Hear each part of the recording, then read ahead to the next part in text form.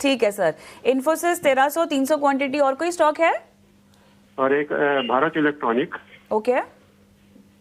वो मेरे पास में भारत इलेक्ट्रॉनिक के 1500 शेयर हैं। ओके, चलिए करीब दोनों में ही 300 मेरे रुपए ख्याल करीब। से आपको मुनाफा हो रहा है। अब मुझे ये बताइए कि आपको कितना रुकना है? नहीं, मैं अभी 3 महीने और रुक सकता हूँ। 3 महीने और रुक सकते हैं। कोई स्टॉप लॉस लगाया था आपने अपने लिए? नहीं नहीं, नहीं नहीं, ये मैं काफी समय से रखा हुआ हूँ शेयर, बिल्कुल। लॉन्ग टर्म से। ओके, चलिए ठीक है, बताते हैं आपको कि अगले 3 महीने के लिए ये मुनाफा और कितना बढ़ सकता है, या वक्त आ गया है कि मुनाफा बांधकर निकल जाएं। अक्षय क्या कहते हैं? जिस तरह से हाल फिलहाल में हमें बीएल और इसके रिलेटेड तमाम काउंटर्स की चाल देखने को मिल रही है, थोड़ी सी नरमी और प्रॉफिट बुकिंग, लेकिन अब 3 महीने का ही इनका नजरिया है, क्या करेंगे ये बताइए दोनों ही काउंटर्स में? जी।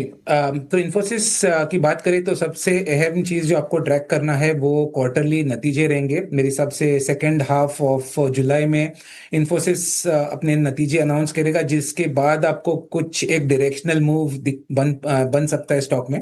फिलहाल टेक्निकली अगर स्टॉक को देखें तो कहीं ना कहीं गए 4 हफ्तों से एक प्राइस एक्शन बता रहा है कि 1650 एक बहुत ही स्ट्रॉन्ग रेजिस्टेंस है।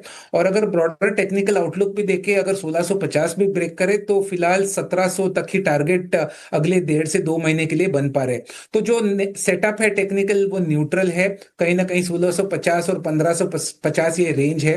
तो अगर 1.5 से 2 महीने की बात है तो मेरी सलाह रहेगी कि आधा क्वांटिटी आप इन्फोसिस में रिजल्ट नतीजों के पहले बुक कर ले, और नतीजों को एक बार वापस रिव्यू करके पोजीशन आप बाद में बना सकते हैं। पर टेक्निकली एक न्यूट्रल सेटअप है।